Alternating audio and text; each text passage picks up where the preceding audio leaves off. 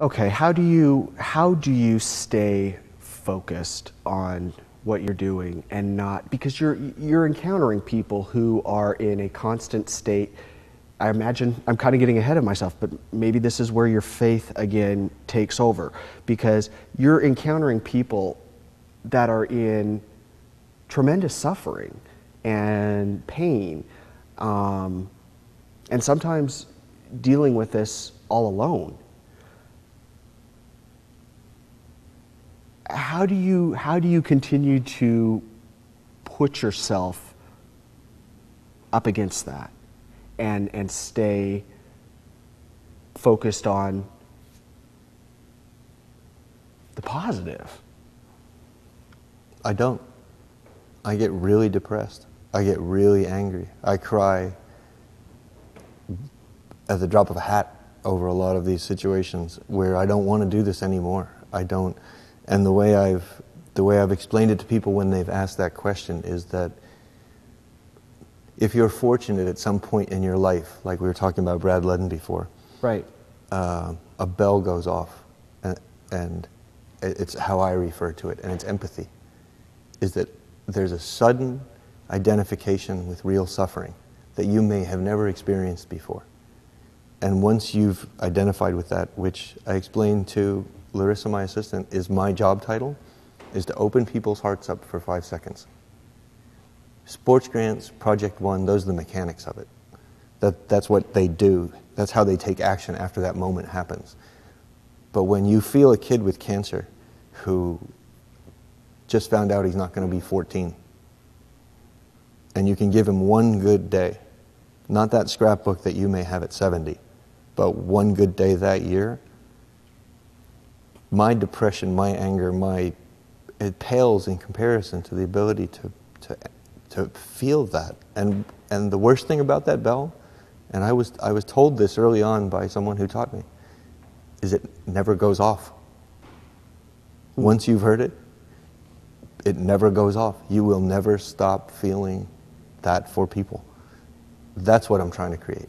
That's what Sports Grants and Project One and the thousands of hours and the attacks and the things that have come about because of it are worthwhile, because that's, if you ask me, okay, I feel it, what do I do? I would be remiss. I'd be irresponsible if I hadn't created a method to do it. I'd just be another guy on a soapbox running around telling people how to do things. Right. I've had two grandfathers who have passed, and both were in hospice care. And so you mentioned kids, and I can only imagine. I mean, these were gentlemen who had really lived very full lives, and both cancer, but lived very full lives, and it was still extremely emotional and painful and hard. And hospice certainly facilitated that passing as comfortably for them as possible. But you mentioned kids so much, and kids who don't get to have a full life, and it's sort of hard to sit here and process this and not get emotional, but. Well, we were talking about Brad Ludden. Yeah, and that's thank you, because thank you for getting me back on track. Because I saw you go. I saw you. That's where I wanted to go. About your grandfather. Yeah. You mentioned Brad in his First Descents. And tell me about what it is that they do, because I thought that was really cool, and how you articulated seeing a kid. Just tell me about that. Well, here's the place where the people who support us in administrative capacities, like a publicist and a writer and people like that, are going to see this and tear their hair out. I say I don't have that problem, but they're going to tear their hair out, because here I am talking about Brad Ludden and First Descents instead of Project One. Right. But the truth is, we support First Descents. We paid for one of their camps. We got them to add an extra camp this year. But he's a perfect example of what we're talking about, is that Brad is one of the world's top kayakers, is arguably the world's top kayaker, has been sponsored since he was a kid. And being athletically gifted is one thing. He was also Cosmopolitan Bachelor of the Year. So if anyone has less reason to care about other people, they'd be hard-pressed to find. And 12 years ago, Brad started camps, week-long camps, for young people with cancer, where he got to share his gifts, because that's what he had. And the production of that, which always chokes me up, is that that's the day. You'll see these kids write their last letter before they die. And that was their day. And tell me about who these kids are, where these kids come from. they apply. I mean, in the beginning, Brad found them. This was his grassroots effort. He borrowed the boats, he borrowed the gear, he got his friends to kick in, and I've done the same thing during my time. But the point is that he took action when he doesn't have to. He's the least likely candidate. He's whole and complete, and yet we've had this discussion. He heard that bell, and maybe sometimes you hear it a little louder when you have so much, and he can't unring it. And he misses a lot of things in his life that he could capitalize on in a lot of different ways because he gives so much time to these kids, because that damn bell won't go off.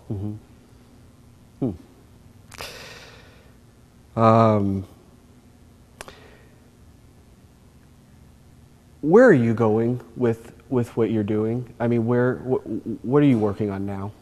Well, it's easy. It's easy. I'm going to change the world. I'm going to change the way this is done. And how that turns out isn't up to me. The 18 hours a day I spend doing it is what I can do. But the world is going to change a little. Hopefully it'll change a lot. But that's my vows were to save all sentient beings. And that's something that we miss with our kids. See, I vowed to save all sentient beings. That's not... I'm going to kind of think about it. It's a promise, and I'll let you know. I'll get back to you on whether or not it means anything. Yeah.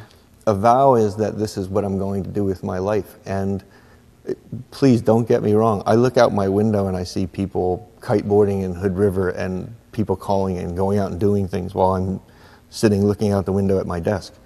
And I get as bitter and angry as the next person. But I vowed to do this. And it's a bad system. It's wrong.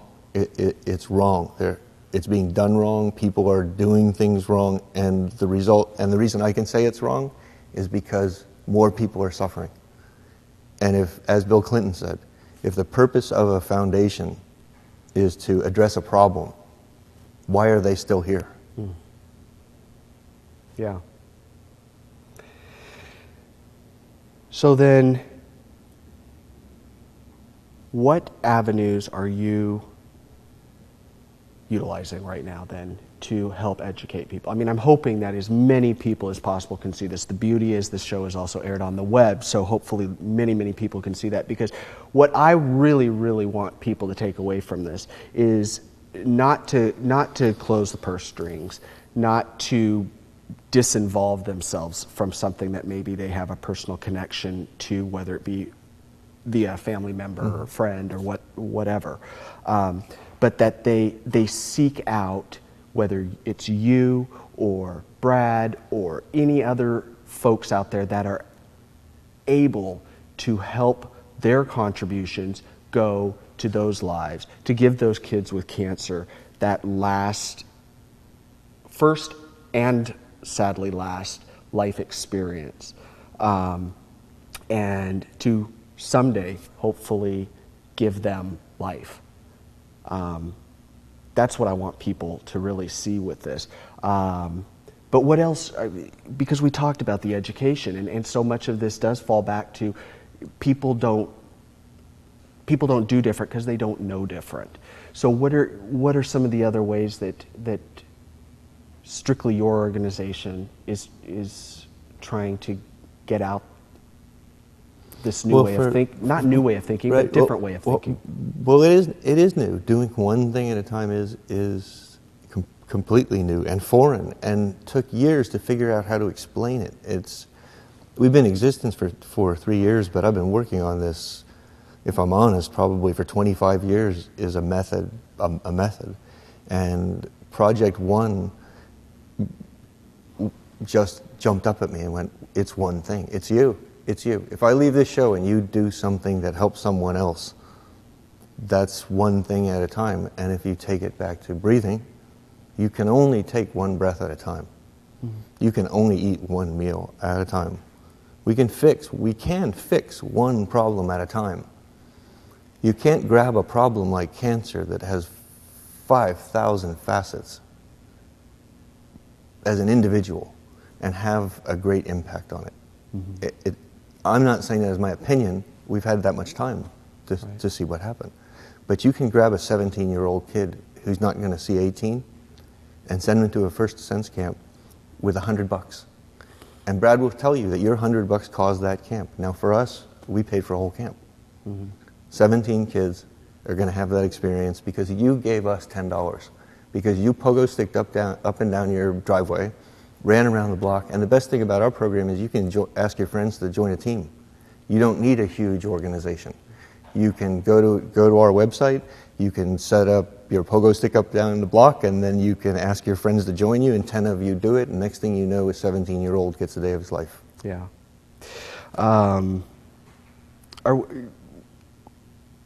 We're gonna take another quick break here, but yeah, you guys, we'll be right back. Still to come. I think that grassroots fundraising should solve grassroots problems. That big endowments, that government money, that institutional money should go to those humongous research projects.